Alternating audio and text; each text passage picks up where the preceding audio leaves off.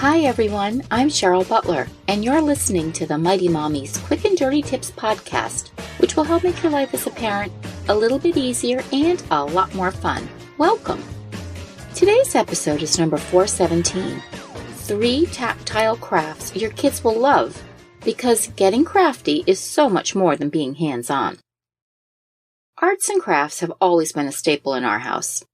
My 8 kids, at one time or another, have gone through many stages where creativity and all things glue and glitter took center stage over any other toys or items on their playtime agenda.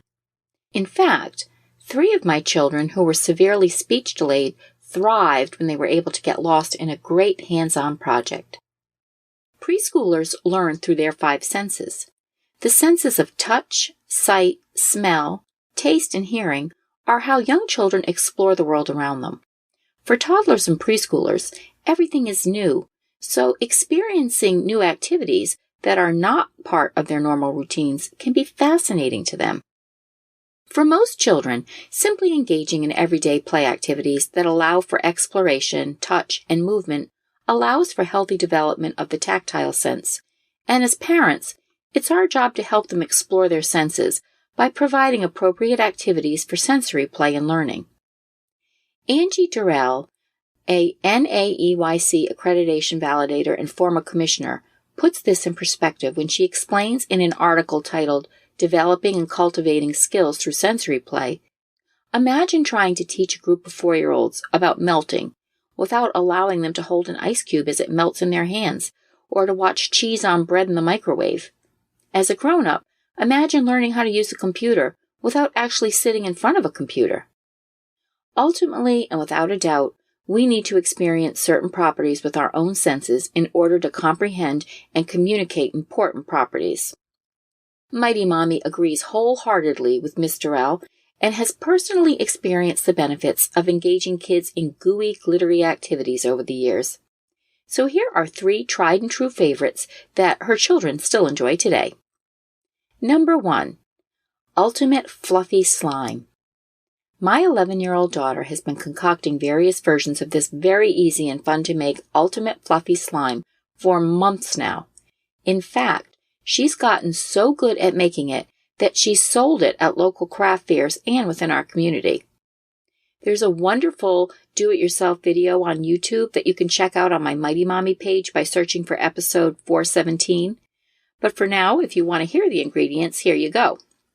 1/2 cup of school glue, like the white Elmer's glue, 1/2 cup of shaving cream, and a little bit more than 1 tablespoon of cornstarch, borax, 1 cup of hot water, hand lotion, 1/2 cup of foaming body wash or foaming soap, which is optional, and food coloring, which is optional. So here's the instructions. Start by making the borax solution. Take 1 teaspoon of borax powder and add into it 1 cup of hot water. Mix it until it's thoroughly dissolved and set aside for later use. Now pour 1/2 cup of glue into a separate bowl. Add 1/2 cup of shaving cream into the same bowl as the glue. Add 1/2 cup of foaming body wash or soap, which is optional, and then adding that foaming body wash or soap can make the slime fluffier, but it's okay to forego this step. Mix until there are no lumps. The substance should have a thick and fluffy texture, similar to marshmallow cream. Add in slightly more than 1 tablespoon of cornstarch. The cornstarch helps to thicken the slime and allows it to retain its shape. The cornstarch isn't necessary for the recipe, but leaving it out will result in a thinner slime that won't hold its shape so much. Mix thoroughly, but carefully, because cornstarch is easy to spill.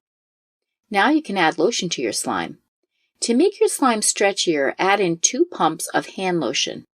It's okay to skip this step if you don't want to add it at the moment. It can always be added later. And now add in the food coloring, which food coloring stains, so do take preparation in advance for this. Too much of some kind of food coloring can also get all over your hands and countertops and clothes, so if it's a potent one, start with just 2 drops. Mix it well until there are no more white streaks. Add 3 teaspoons of the borax mixture that you've already prepared to your slime. Stir thoroughly. Then continue adding the borax mixture, 1 to 3 teaspoons at a time, until the slime is at the consistency that you'd like it to be. You will likely not use all of the borax mixture, so just keep that in mind. It's important not to add too much of it to your slime or it will harden and break. Knead the slime now. Once the slime has clumped into a ball and it's easy to remove from the bowl, place it on a flat surface and begin kneading it with your hands and thoroughly mix it. If the slime is still too sticky, add about 1 teaspoon of the borax mixture and carefully knead it in. Rub lotion into your slime for a stretchier slime. If your slime is fluffy but not very stretchy, add a few pumps of lotion into your slime and then rub it in, and then you can knead it again. Repeat until your slime is as stretchy as you want it to be. It can take up to 16 extra pumps of lotion to reach the desired stretchiness, so don't hesitate to be generous. Now it's playtime. This slime is stretchy, squishy, and fun to play with, and it's great for keeping your hands busy. And if you put it in an airtight container, you'll have it to use over and over again. Number 2, homemade glowing bouncy balls. These rubber-like balls are so easy to make and so much fun to play with. They're great for your younger kids as well as tweens and teens. To be honest, I've seen plenty of moms and dads have fun with these bouncy balls too, including myself. There's a DIY video on YouTube that you can check out on my page, which again is episode 417. Here are the ingredients and the step-by-step instructions. 1/2 teaspoon of borax, 4 tablespoons of cornstarch, 4 tablespoons of warm water. Combine them in a small bowl, mixing until all the ingredients are dissolved. Now in a separate bowl, combine 1 tablespoon of white glue and 1 teaspoon of fluorescent or glow-in-the-dark paint. Mix well until the paint is completely blended into the glue. If you have homemade glow-in-the-dark glue on hand, you can also use that and skip the mixing. Once the ingredients of both bowls are well mixed, combine the 2 bowls. Allow the ingredients to react by themselves for a minute before stirring them. As you stir, a sticky, hard, slimy material will form. Now take the material and continue to work it with your hands, rolling and shaping it into a ball. As you roll, the material will lose its sliminess and become dry and rather hard, yet still moldable. Once you've formed 6 separate balls, break them apart. You can break each ball into 6 pieces to make 6 rainbow bounce balls. Just take the 6 pieces and work the varying colors together. It's fun to stretch and pull them into a rainbow before rolling them together to form the individual bouncing balls. Notes about the bouncing ball from a website that is called the Growing a Jeweled Rose. The material of the bouncing balls is very similar to slime, only thicker. The balls lose their shape if left to sit. Placing your bounce ball material in the refrigerator before playing helps the balls to hold their shape longer. These balls are different from store-bought bouncing balls. They do not bounce nearly as high, nor do they bounce on all surfaces. But a big part of the fun is the experience of making the balls and experimenting with them. When playtime is over, you can store your bounce ball material in a Ziploc bag in the fridge for future play. When playtime is over, you can store your bounce ball material in a Ziploc bag in the fridge for future play. Next time you are ready to play, just pull out the material and reform it to make bounce balls. The bounce ball material is also fun to play with in other ways. It's essentially a thick slime, but it can be used as a sensory material in its own right, and it glows brightly, which is always a big hit with the kids. And just use your own judgment if you think this is the type of activity that's suitable for your child and his or her age. And number 3, homemade floam. One of the hottest tactile crafts to hit the market over the past few years is a fun invention called floam. Floam is like slime with polyesterine beads in it that kids can mold into shapes. You can sculpt with it or use it to coat other objects. My kids have enjoyed floam for the past few years, and I must confess, I love to dig my hands into it as well. You can buy floam at your local arts and crafts stores, but it's really easy to make. You can follow the YouTube link on my page, and again, it's episode number 417 for a guided visual recipe. But here's what you'll need for your floam recipe. 2 teaspoons of borax, 1/2 cup of warm water, and 1/4 cup of warm water divided, 2 ounces of white school glue, 1 1/3 cups of those polystyrene beads, which is the beanbag filler, And optional is food coloring or liquid watercolors if color is desired, which is a lot of fun. So for your directions, you're going to take a bowl and combine 2 teaspoons of borax with 1/2 cup of very warm water. Mix until the borax is dissolved. In a separate bowl, combine a 1/4 cup of white school glue with a 1/4 cup of water.